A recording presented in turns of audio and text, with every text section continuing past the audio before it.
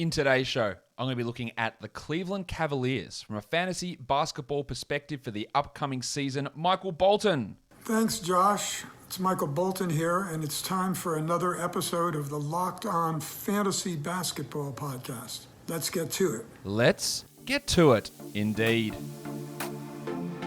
You are Locked On Fantasy Basketball, your daily fantasy basketball podcast, part of the Locked On Podcast Network.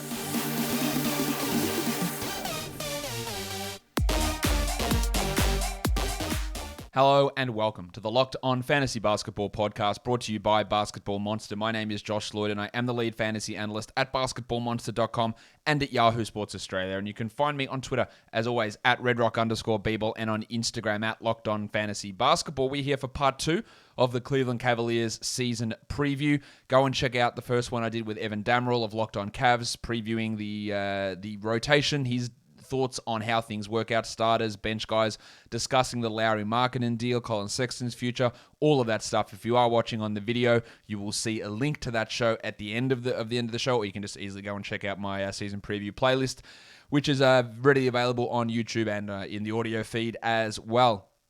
So let's talk Cavs. Let's talk fantasy value. That's what we're here to do for today's show. So let's do it right now. We start by looking at their schedule for this upcoming season.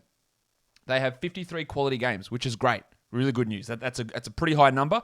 So when you're talking about later round players, or even those mid-round guys, Jarrett Allen's, Collin Sexton's, Evan Mobley's, maybe it's Lauri Markkanen, maybe we're talking about Isaac Okoro, the fact that they have so many quality games is a real bonus for them. They have 15 back-to-backs, which is absolutely the league maximum. It doesn't worry me too much. We're not drafting Kevin Love, who's probably going to sit out games that aren't back-to-backs anyway. But again, the problem you have with those back-to-backs is there's not going to be many players outside of like John Isaac, Klay Thompson coming into this year that are going to be routinely sitting back-to-backs. But when someone gets hurt, when they return from that injury, that's where you have the worry. And the Cavs have the most games out of anybody. They have an interesting playoff schedule, 11 games in a default Yahoo playoffs, a 4-3-4. That's a pretty good schedule. And in my recommended settings, which end March 20th, the Yahoo ones end April 3rd, they also have 11 games, which is actually the equal highest. And they have a 4-3-4 setup in that one as well. So one of the best playoff schedules out there, and actually the best in mine. And the fact you have 4 games in championship week is good, plus 53 quality games is pretty solid as well. So overall, I would say that the schedule situation for the Cavs is pretty good, especially when consider versus some of the teams we've already covered, where Brooklyn and Boston, they didn't have particularly good ones, Atlanta even, they didn't have particularly great schedule situations. And the Cavs have a pretty decent one, definitely in the top 10 to maybe even top 5 of overall schedule value for a fantasy basketball perspective when you take into consideration quality games and playoff schedule together. It's not bad. Again, this is a very, very small part of what you should be considering when drafting, but it is something that we should be paying attention to regardless. And let's have a look at pressure points. So what can change my thoughts on projection? I think one of the first things we're going to look at is what happens with Kevin Love. Like, does he play at all? Kevin Love played like 24 minutes a game last year. He had calf issues. He had Achilles injuries. He had to pull out of Team USA because he wasn't fully trusting his calf at all. There's talk that he's not getting bought out. That still might happen, but he might not even play for this team. But what if he does play? And what if the organizational pressure and organizational, I guess, long-term feelings towards Kevin Love mean that he plays 27 minutes a night? Because that impacts Jarrett Allen, it impacts Lauri Markkanen, it impacts Evan Mobley. If Kevin Love doesn't play at all, then it impacts those guys in a positive manner. And at this point, who's to say? I would say that Love is the 4th big man on this squad at this stage. But he could be the 2nd guy, depending on how Bickerstaff wants to run things. The Cavs are what you would say very far from a winning and functional organization at the best of times. And they could make some very weird decisions with rotations and with contracts, as we saw with Jarrett Allen and Lauri Markkanen and all these bullshit things that they have done over the past few years. So the Love one is really the big dog's balls that's out there that we're staring at. Going, what happens? What happens with this bloke? Does he go to Portland? Does he get traded? Will anyone take him on? It's a really weird scenario there. They could also start Lauri Markkanen, who I think he's going to have to take on this now. Oh, hi, Mark. Because I don't know if Marc Gasol's going to play this year, so someone needs to take on the banner. We're going to transition these drops, like when we move Jimmy Barnes' drop onto Scotty Barnes from Harrison Barnes. These things need to transition. Anyway, Lauri Markkanen, does he start over Evan Mobley? I think there's a distinct possibility, as I discussed with Evan, because if he doesn't start, they're starting 3, 4, 5. Okoro, Mobley, and Allen are horrendous shooters. And that is very bad. But it is the Cavs, and they don't seem to care about how normal basketball is played a lot of the time. Now, Markkanen starting, I don't think means 33 minutes sniffing top 70 value. Remember, he cannot get assists, he can't get steals, he can't get blocks. He's a poor field goal percentage guy. What he is a guy that needs a lot of usage to score a lot. And really, with Sexton and Garland around, he's not going to get that huge volume. And I don't think he plays 30-plus minutes. They should be, if they are smart. They're the Cavs, so maybe they're not. Sorry, Cavs fans. Markkanen shouldn't be getting 32 minutes a night. But it's one to watch, because if Mobley pushes into a 24-minute role, he's not worth drafting. If Markkanen plays 32 minutes, he is worth drafting. But if he's a 24-minute-a-night starter or bench player, Lauri, then there's no real value in that. And that's going to be an interesting thing. But on the flip side of that, if Evan Mobley shows that he can shoot, then he will get 30-plus minutes. He will play 32 minutes, because then that problem of not having someone to space out between Okoro and Allen is solved. I'm not confident that he's going to be able to do that in his rookie season, Evan Mobley, but it is something that can happen. I'd like him to be able to hit 2s and free throws and 3s, all of those things, and he struggled with all 3 of those areas in Summer League. But that is a pressure point, because if his shooting is completely rough, then him and Allen together is going to be very, very tough.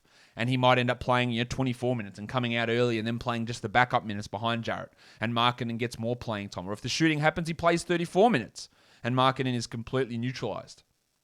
They are big swing things. The Markkanen, Mobley, Love, all what happens in that front court, which is where all their money seems to be invested at the moment, is really how things can change. And not necessarily for the better. It might be for the better, but maybe not. But I'll tell you what is for the better. Football is back. College football has started today. Pro football preseason is going, and the number one place for you to throw all of your college knowledge and football knowledge and pro football knowledge is Bet Online. Bet Online is the number one spot for pro and college football betting. Get the updated odds, props, and contests, including online's biggest $500,000 NFL mega contest and the world's largest $200,000 NFL Survivor contest. Open now at Bet Online. Be sure to take advantage also of their opening day super promo. Make a bet on the season opener Thursday, September the 9th between the Super Bowl champion Tampa Bay Buccaneers and the Dallas Cowboys. And if you lose, your bet will be refunded up to $25 for new customers who sign up using the promo code NFL100. BetOnline is the fastest and easiest way to bet on all of your favorite sports, from football, basketball, boxing, and even your favorite Vegas casino games. Check it out and take advantage of all the great deals available for the 2021 season. BetOnline are your online sportsbook experts. All right, let's get into the next thing here with the Cleveland Cavaliers. Breakout candidates. I really only think there's one option here, and that's Isaac Okoro. I think there is a risk in certain situations, especially when we're looking at expert-type drafts, and I hate the term expert, but you know what I mean, drafts that include people of analysts from sites, because they'll look at what Okoro did at the end of last season, where for that last 2 weeks or so in May, I forgot what month it was, considering how weird shit was, he was putting up some big numbers. They really gave the ball to Okoro a lot. He upped his usage, and he showed an ability to score quite a bit. And if we look at some of his numbers at the end of last season, he had a stretch where he had 20, 15, 10, 11, 32 points, 7, 15, 12, 22, 15, 17, 18 points. He had a stretch where he had a 4, 6, and 5 assist game, another 6 assist game. The shooting was really bad, but he was able to take on a high usage towards the end of the year. But Darius Garland was out. Kevin Love wasn't playing. Evan Mobley wasn't there. Yes, Sexton they were shutting things down, and they just thought they just wanted to see what Okoro could do. I do not have faith that Isaac Okoro is going to come in and get 25% usage and become a 18-point per game scorer. But they did try that out. Now, his efficiency was horrendous in nearly all of those games. In fact, the last 5 games of the year, his highest true shooting in the game was 51%. So really, really bad efficiency stuff. And I don't think that's necessarily going to happen, but it could. He's going to play a lot of minutes. I think he can develop into a solid passer. His defensive stats haven't really come along yet. We would hope he can be a better shooter than 29% from 3. There's a lot of things that can happen as he moves into his second year. The role is secure. There is no wings on this. Well, there are no wings. That's better English. There are no wings on this team. There are no shut down defenders apart from him. So he's going to have a large role. But Sexton, Garland, Mobley, Love, Markkanen, and these guys all play, they are going to take the shots in preference to Okoro because Okoro can't shoot. And I don't think he's this dynamic offensive player yet. But if there's someone on this team we're looking at as a breakout guy that you want to take a flyer on as a last pick, it is Okoro. Now, the chances of him being a top 60 player is significantly less than him not even cracking the top 200. I think him being the 200th best player is probably more likely than being the 60th best player. Because I just don't see the path for him being a consistent 25-minute or 25 usage player with true shooting that's at least 54-55. He just isn't that guy. And, not bringing defensive stats as a good defender, which is a concern. But maybe he takes like a DeAndre Hunter type leap and all of a sudden becomes this hyper-efficient guy. I think it's almost impossible, don't get me wrong. But that is something that we consider. And that's what we look at with our last round picks. You got a secure role? Yes. And if you come out there and then turn into this great shooter or good shooter or dynamic offensive player, then it's great. No point taking a guy with your last pick like who's going to fulfill a 23-minute-a-night role, but you know what he's going to get and he's going to be the 130th best player with zero upside. Like I don't think that there's any point in that. Okoro, there is a point in doing it. I don't think that point's necessarily going to come to fruition, but there is a point in doing it at least. Let's look at fantasy sleepers now. I think Collin Sexton's an interesting one. Last season, Sexo was on category leagues the 66th ranked player. That's pretty good. In points leagues, he was 61st. Yahoo has him ranked at 91. Yeah, it's too low. It makes no sense. Now, while I think Garland will get a bump in usage, Markkanen's there. You'll have Evan Mobley as well. There's no reason for me to think Collin Sexton slips down that much. So he was a big steal last year as well. I think he will remain a big steal this year at number 91. That seems like a pretty common sense move. Isaac Okoro's at 232 on ESPN. I love that one. Again, he's a guy that you're going to have to scroll right down the list to find. And that's totally fine. You can scroll right down there, find him, and take him as a last-round flyer. Take him in 14-team leagues. Like at 232, we're talking about maybe 20-team leagues not selecting him. Definitely 16-team leagues. So there's great value in him there.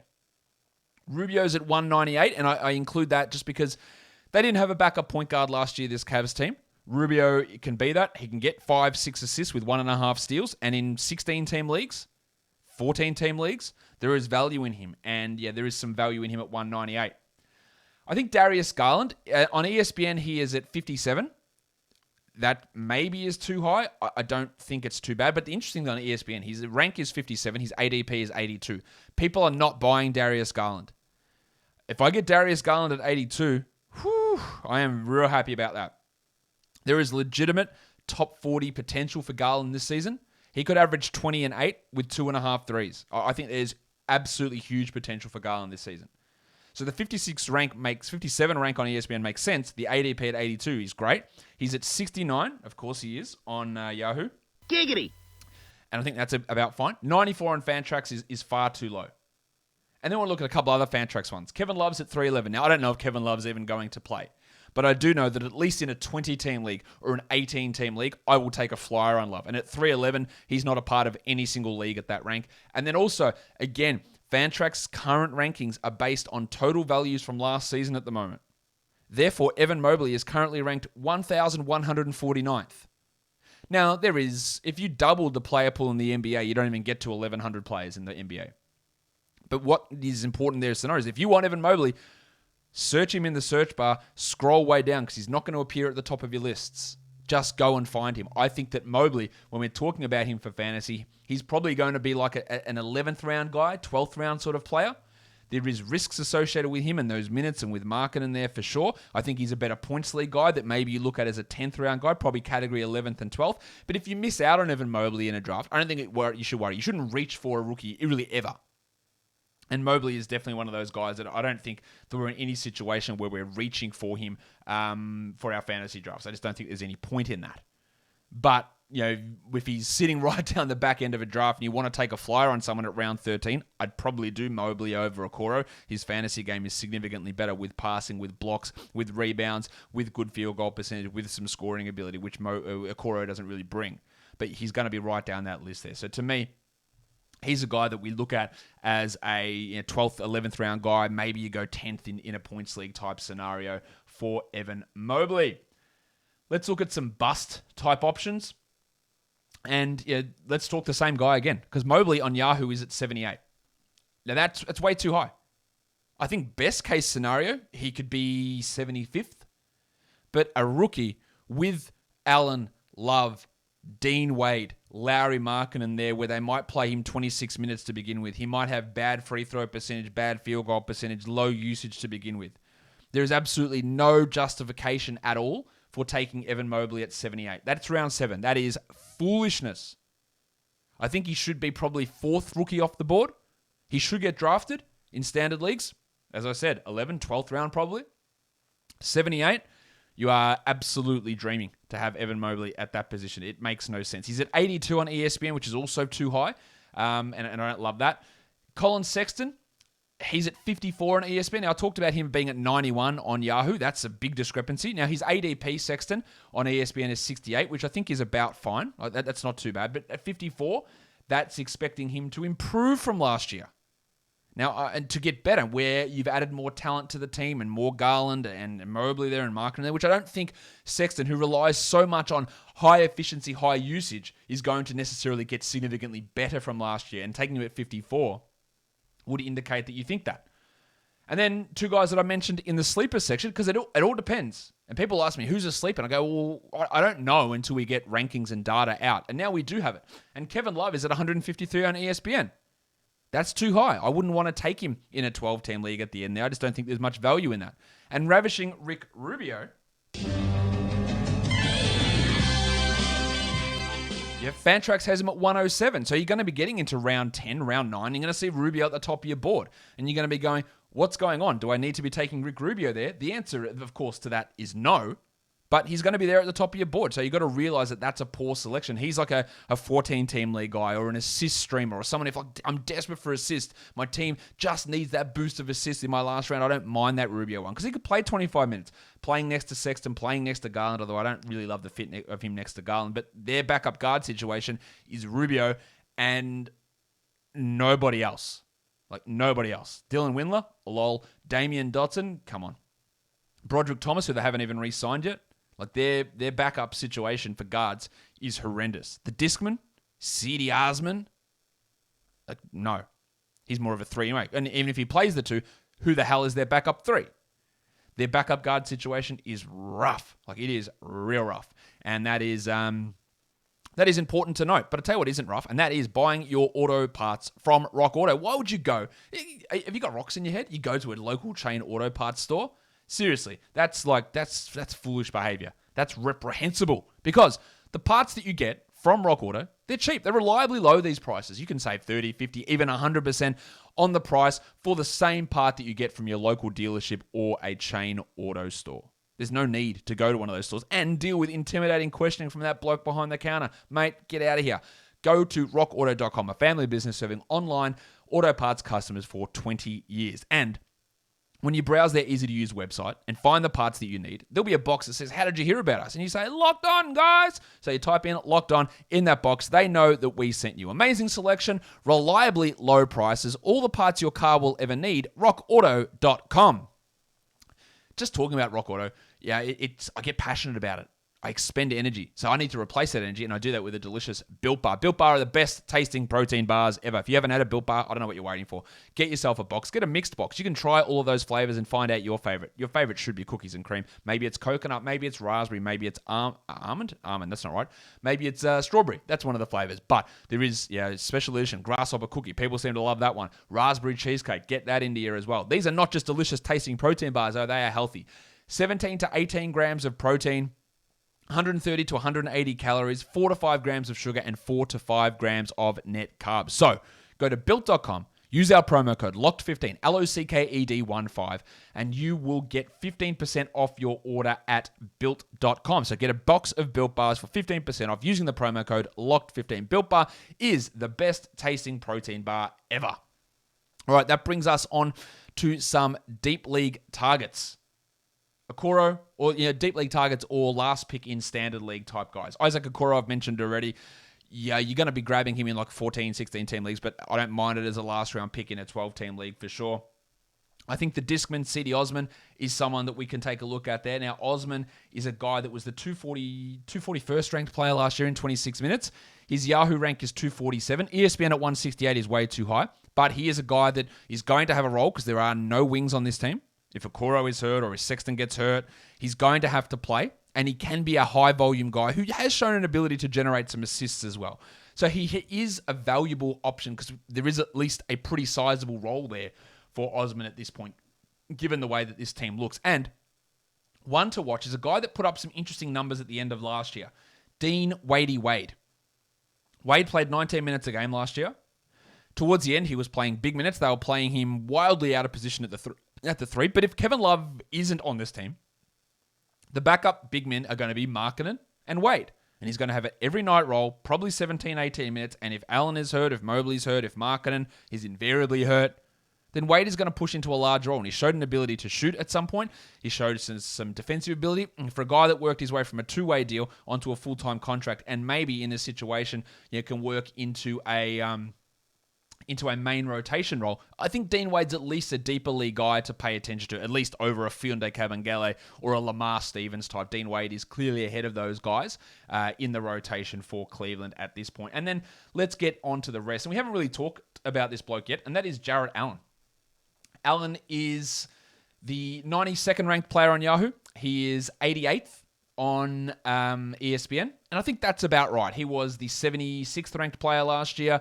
There is sometimes minutes issues with him. The block rate really dropped. His free throws, I think there is potential for him to get better there, but it hasn't really happened yet. He's just a really rock-solid guy that if you pick him in round 8, in that 90 or 80 to 100 range, I think it is absolutely totally fine to grab him there. There is higher potential for him.